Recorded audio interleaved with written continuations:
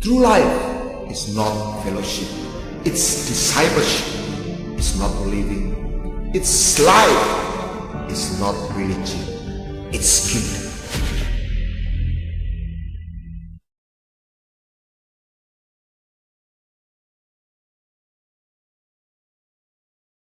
Terima kasih.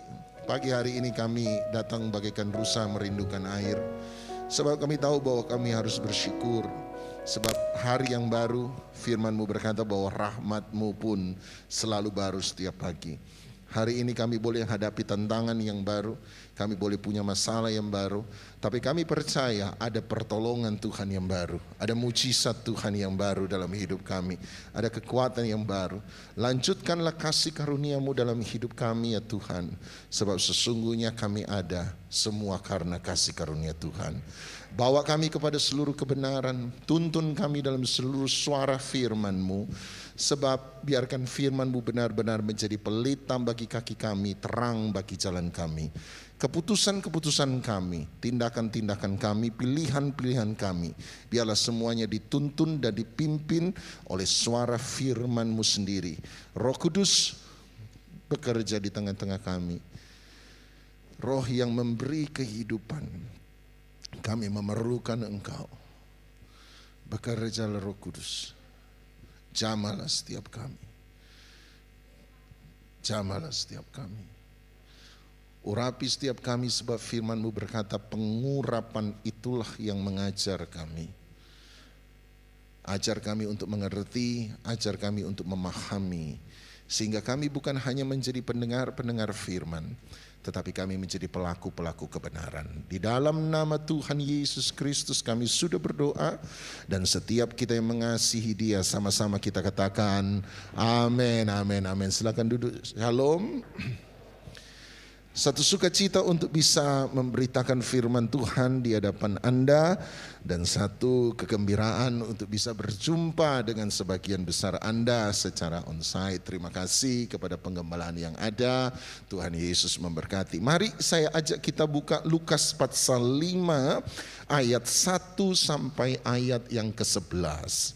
Lukas pasal 5 ayat 1 sampai ayat yang ke-11. Lukas pasal 5 ayat 1 sampai 11. Alkitab bicara tentang Tuhan memanggil murid-muridnya yang mula-mula, dan mereka dipanggil menjadi penjala ikan, menjadi penjala manusia. Ayat 1 mulai. Pada suatu kali Yesus berdiri di pantai Danau Genesaret. Sedang orang banyak mengerumuni Dia hendak mendengar firman Allah. Ayat 2. Dia melihat dua perahu di tepi pantai. Nelayan-nelayannya telah turun dan sedang membasuh jalannya. Dia naik ke dalam salah satu perahu itu, yaitu perahu Simon, dan menyuruh dia supaya menolakkan perahunya sedikit jauh dari pantai.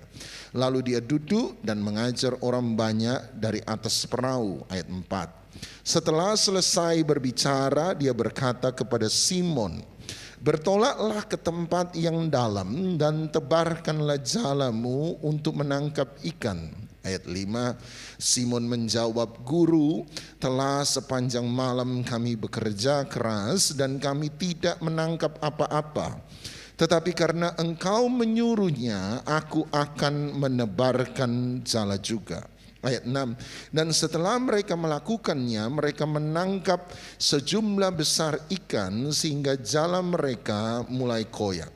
Lalu mereka memberi isyarat kepada teman-temannya di perahu yang lain, supaya mereka datang membantunya. Dan mereka itu datang, lalu mereka bersama-sama mengisi kedua perahu itu dengan ikan hingga hampir tenggelam.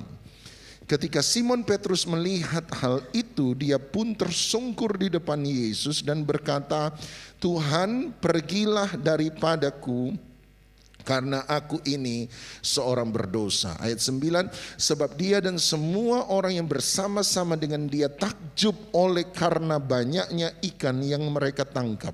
Demikian juga Yakobus dan Yohanes anak-anak Zebedeus yang menjadi teman Simon. Kata Yesus kepada Simon, jangan takut, mulai dari sekarang engkau akan menjala manusia.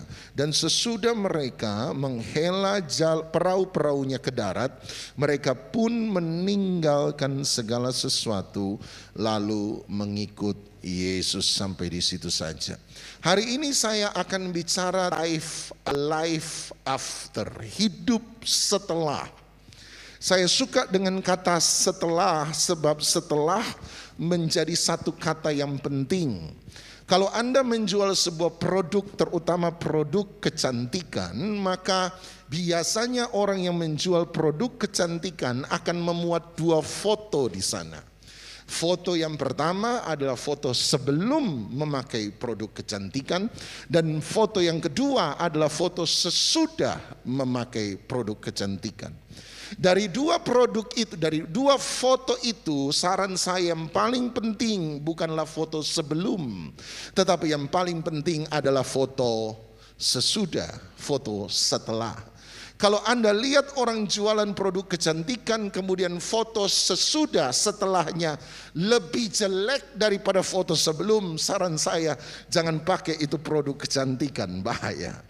Kalau Anda juga lihat bahwa foto sesudah setelah sama saja dengan foto sebelum, saran saya juga jangan beli itu produk kecantikan, sebab Anda cuma buang-buang uang di situ. Sebab Anda harus melihat bahwa foto sesudah harus lebih baik daripada foto sebelum. Dalam kisah Alkitab kita temukan ada banyak hal yang bicara tentang kehidupan setelah. Misalnya Alkitab bicara dalam kitab Wahyu dalam kitab Ayub, bagaimana ketika Ayub setelah anak-anaknya berpesta pora, maka Ayub membawa persembahan di hadapan Tuhan dan berkata, seandainya anak-anakku mengatakan sesuatu yang salah tentang Allah, biarlah mereka diampuni. Dia membawa persembahan setelah. Itu sebabnya saya selalu berkata kepada adik-adik rohani saya yang mau menikah, saya ingatkan mereka yang paling penting bukan pesta pernikahan, wedding, tetapi yang paling penting adalah kehidupan pernikahan, marriage, sesudah sebuah pesta. Seringkali kita taruh investasi yang sangat besar untuk buat pesta yang mewah. Padahal yang paling penting bukanlah pestanya. Yang paling penting adalah pernikahan sesudah pesta itu berlalu. Saya selalu berkata, not the wedding but the marriage after the wedding. Setelah. Dalam Lukas 5 ayat 1 dan sampai 11, saya tidak tahu Anda memperhatikan atau tidak. Tetapi buat saya ada 4 kali di mana saya bisa menempatkan kata setelah di sana. Ada 4 kali saya bisa menempatkan kata setelah di situ. Dan saya belajar bagaimana Tuhan membawa Anda dan saya dalam sebuah perjalanan rohani bersama-sama dengan Dia. Nah, mari kita lihat nomor 1. Kalau Anda tidak keberatan, lihat sekali lagi ayat 6. Ayat yang ke-5. Ayat yang ke-4. Mulai dari ayat 4. Perhatikan ayat 4. Pertama kali kata setelah mulai dalam cerita ini. Setelah, Alkitab berkata, setelah selesai berbicara, dia berkata kepada Simon. Sejak dari ayat pertama Anda akan menemukan alasan kenapa banyak orang datang kepada Yesus. Dan orang datang hari itu kepada Yesus, Alkitab berkata ayat 1, sebab mereka ingin mendengar apa yang diucapkan Yesus, firman Allah. Dan hari ini saya tahu kita semua berkumpul untuk mendengar firman Allah. Yang setuju katakan amin. Tetapi Anda lihat ada kehidupan setelah mendengar. Ini yang paling penting. Kita perlu mendengar, itu penting. Tetapi yang paling penting adalah setelah mendengar. Sebelum saya membuka lebih jauh, perhatikan sekali lagi ayat 4 baik-baik. Perhatikan ayat 4 baik-baik. Alkitab berkata setelah Yesus selesai berbicara, Yesus berkata. Aneh bukan? Setelah Yesus selesai bicara, Yesus berkata. Setelah dia berbicara, dia kemudian berkata. Ada dua kata berbeda tetapi punya maksud yang sama dituliskan oleh Lukas. Yesus berbicara, kemudian dia berkata, Yesus berkata. Anda lihat apa bedanya antara bicara dan apa bedanya dengan kata berkata. Kenapa Lukas harus menuliskan ini? Menurut saya ada dua pengertian di sini. Ketika Yesus berbicara, sama-sama bilang berbicara, dia sementara berbicara pada orang banyak. Tetapi ketika Yesus berkata, sama-sama bilang berkata, dia bicara pada satu pribadi. Ada banyak orang datang firman Tuhan, dan hari ini saya sementara berbicara tentang firman Allah pada Anda. Sebab saya sementara bicara pada banyak orang di tempat ini. Tetapi yang memberi hasil bukanlah berapa banyak orang yang mendengar firman, tetapi yang memberi hasil adalah berapa banyak orang yang menyediakan dirinya berkomunikasi secara pribadi dengan firman Allah yang hidup itu. Saya bicara pada banyak orang, tetapi ada berapa banyak orang yang hanya berapa banyak firman Allah yang Anda izinkan berkata pada Anda pribadi. Yesus bicara pada banyak orang, tetapi Yesus berkata hanya pada satu pribadi. Firman harus dijadikan pribadi, sebab ada banyak orang dengar firman selalu bilang begini, seandainya Bapak A dengar firman ini pasti dia dikuatkan. Seandainya Ibu B dengar firman ini dia pasti diberkati. Seandainya si C dengar firman ini maka dia akan disembuhkan. Kita selalu berkata seandainya A, seandainya B, seandainya C, seandainya D, seandainya E, seandainya F sampai Z. Tapi kapan kita berkata hari ini saya yang diberkati oleh firman. Hari ini saya yang ditegur oleh firman. Hari ini saya lah yang dirubah oleh firman. Kalau Anda masih seandainya si A, seandainya si B, seandainya si C, Anda hanya sampai pada tahap Yesus berbicara, tetapi Anda belum sampai pada tahap Yesus berkata. Hari ini katakan saya mau diberkati firman. Amin, amin, amin. Lihat hanya 10 orang yang ngomong. Yang lain ampunilah mereka ya Tuhan. Siapa yang mau berkata saya hari ini mau diberkati firman? Katakan saya mau ditegur firman. Saya mau dinasihati firman. Katakan saya mau dipulihkan oleh firman. Katakan saya mau disembuhkan oleh firman. Jangan bilang A, B, dan C. Kalau hanya A dan B dan C itu umum. Yesus bicara. Tetapi hari ini kita mau berkata, saya mau Yesus berkata kepada saya. Saya mau menerima sesuatu dari firman. Makanya dalam dunia bahasa Inggris ada dua kata yang berbeda. Nomor satu, hear, mendengar. Nomor dua, listen, sama-sama mendengar. Hear bahasa Inggris dan listen, dua-duanya sama-sama mendengar dalam bahasa Indonesia, tetapi dalam bahasa Inggris artinya berbeda. Hear mendengar secara umum, listen adalah mendengar dengan saksama. Anda mau mengalami Yesus berkata, dengar dengan saksama, listen. Kalau Anda hear kata orang Inggris, Anda hanya mendengar noise, suara. Tetapi kalau Anda listen kata orang Inggris, Anda mendengar voice, Anda mendengar bicara. Anda dan saya bukan hanya sekedar pendeta lagi ngomong ngarol ngidul di depan, no. Tapi biarlah setiap suara firman hari ini disampaikan pada Anda. Kalau Anda mendengar cuma sampai di telinga. Tetapi kalau Anda listen, itu firman sampai di hati. Anda mau sampai di mana? Yesus berbicara atau Yesus berkata? Yesus mau bicara atau Yesus mau berkata? Saya hari ini memilih Yesus mau berkata kepada saya. Tetapi setelah Yesus berkata, perhatikan yang paling penting setelah Yesus berkata, dia berkata pada Simon, bertolaklah ke tempat yang dalam, tebarkanlah jalamu untuk menangkap ikan. Ayat 5. Simon menjawab, Guru, telah sepanjang malam kami bekerja keras dan kami tidak menangkap apa-apa. Sama-sama, 1, 2, 3. Tetapi karena engkau menyuruhnya, aku akan menebarkan jala juga.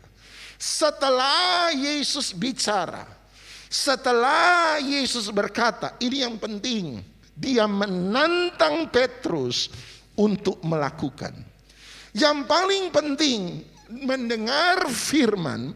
Setelah Anda mendengar firman, Anda taat atau tidak? Sama-sama bilang taat. Pertanyaannya adalah Anda mau taat atau tidak? Itu yang paling penting. Dengar firman penting, amin. Tetapi setelah Anda mendengar firman, Yesus menantang Petrus. Berani enggak kamu melakukan sesuatu? Dan apa yang Yesus perintahkan? Petrus sebagai nelayan profesional berkata, sepanjang malam kami telah berusaha. Menurut nelayan profesional, cari ikan, tangkap ikan waktu malam, jangan waktu siang. Sebab siang air panas, ikan sembunyi di bawah batu, susah tangkap ikan pakai jala. Tapi waktu malam air dingin, semua ikan ada di atas. Mudah menangkap ikan waktu malam. Kalau malam saja tidak dapat, apalagi siang. Menurut nelayan profesional, dia sudah berusaha berkali-kali, dia gagal. Bagaimana mungkin melakukan hanya satu kali dia bisa berhasil? Hari itu satu hal yang Petrus katakan, ini yang saya suka. Ini yang harus menjadi sifat kita. Setiap kali kita mendengar firman, katakan seperti Petrus mengatakan, semua telah kucoba sebelumnya dan gagal. Saya sudah ke dokter A, dokter B, dokter C, dokter D, dokter E. Saya sudah minta doa pendeta A, pendeta B, pendeta C, pendeta D, pendeta E, dan semuanya tidak berhasil. Tapi Petrus berkata, tetapi karena engkau menyuruhnya, maka aku akan melakukannya juga. Ada satu kali kita berkata pada Tuhan, Tuhan sukar untuk mengucap syukur. Tetapi karena engkau yang menyuruh aku untuk mengucap syukur, maka aku akan mengucap syukur juga. Tuhan sukar hari ini untuk percaya di tengah-tengah masalah yang sulit. Tapi sudah coba percaya tetapi tidak pernah mampu. Tapi karena engkau yang menyuruhnya juga untuk percaya, maka aku akan percaya juga.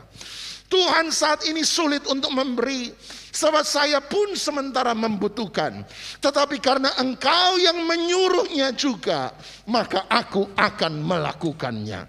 Ada saat hari ini kita mulai berkata, bukan persoalan apa yang sudah pernah saya alami, bukan persoalan kekuatan kemampuan saya, tetapi saya tahu satu hal, kalau Tuhan yang suruh, maka aku akan melakukannya juga. Setelah mendengar firman, yang paling penting taat atau tidak. Lihat ayat berikutnya, ayat 6. Yang kedua, dan setelah mereka melakukan. Jadi setelah taat, berarti tujuannya taat, Pak. Berhenti di taat belum. Sebab Lukas kemudian berkata setelah mereka taat. Setelah mereka taat, baca sama-sama. Mereka menangkap sejumlah besar ikan sehingga jala mereka mulai koyak. Setelah taat apa yang penting, Pak? Setelah taat, Ketaatan harus mendatangkan hasil. Anda taat kemudian Anda tidak mendapat hasil, ada sesuatu yang salah. Saya percaya pada janji firman Tuhan. Kalau kita lakukan apa yang Tuhan perintahkan, maka kita akan mendapatkan apa yang Tuhan janjikan. 3 orang yang bilang amin. Yang lain, lama tidak ketemu, masih ingat saya? Semakin cepat Anda bilang amin, semakin cepat khotbah saya selesai.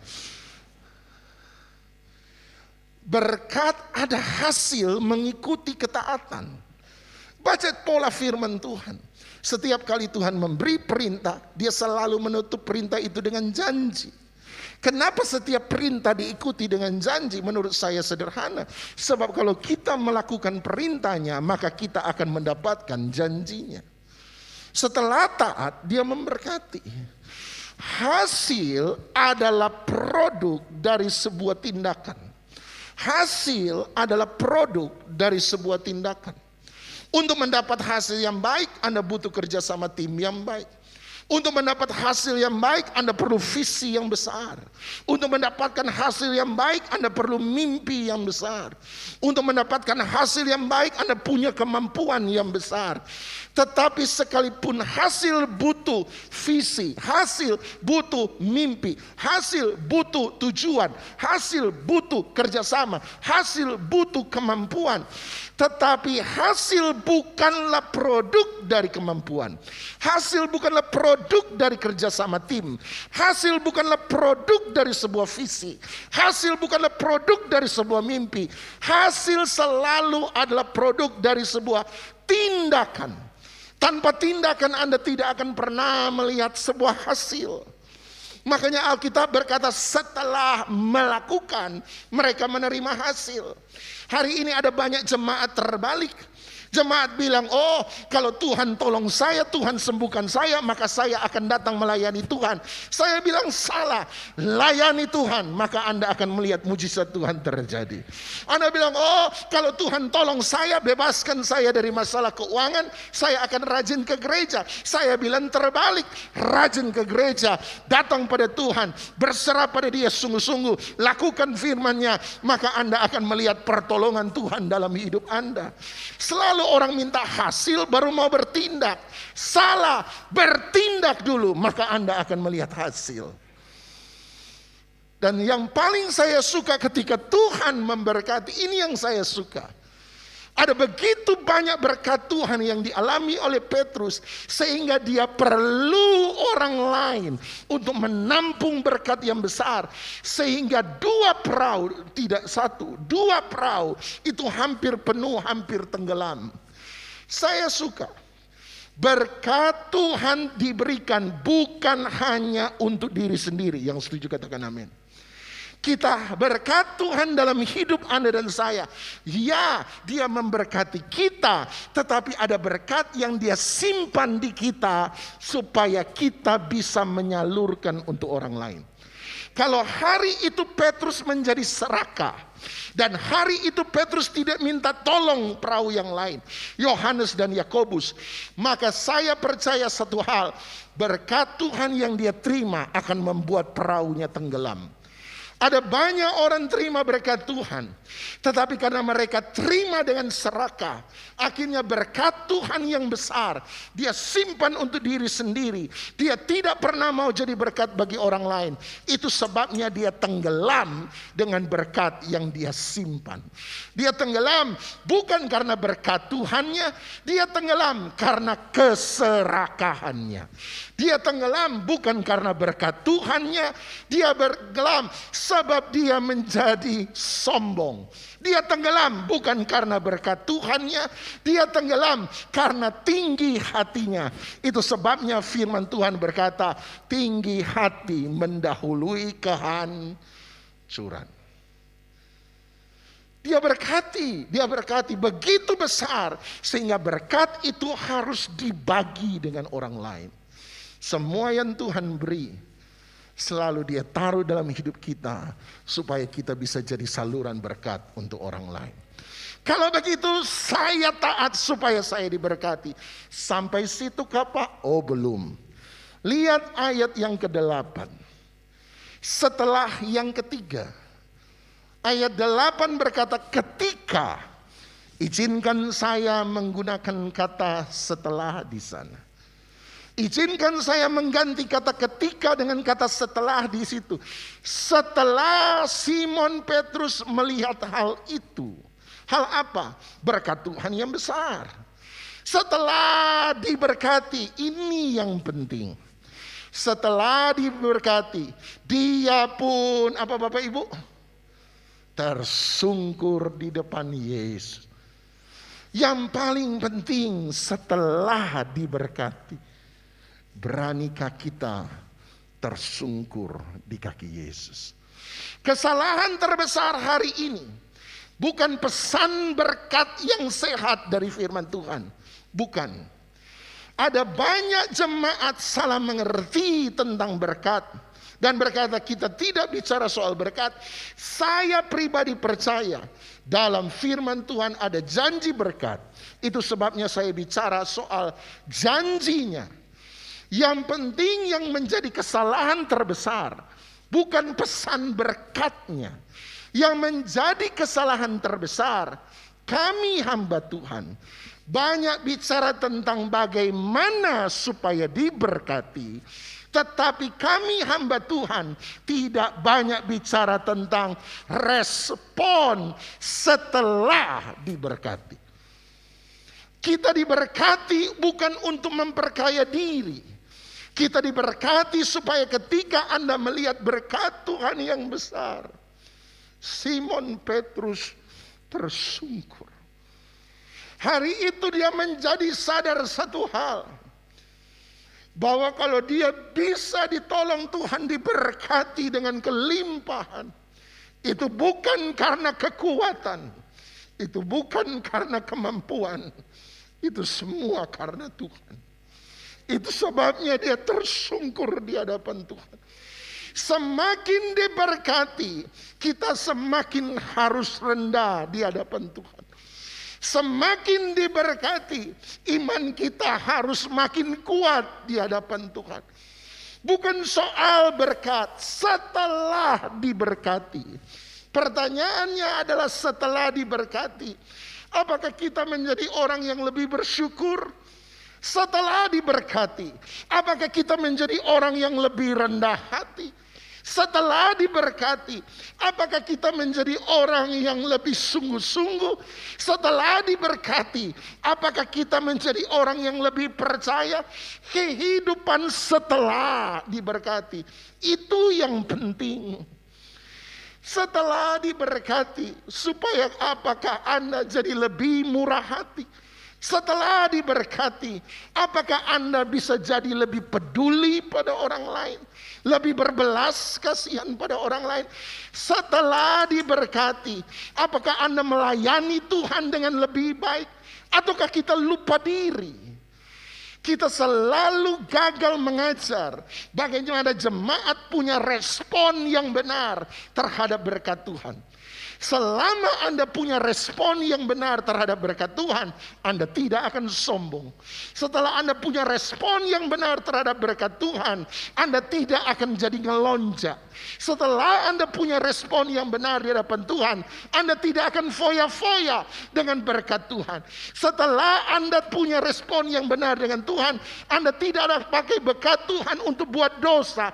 Tidak, Anda harus punya respon yang benar, sebab Anda tahu semua hanya karena anugerah Tuhan.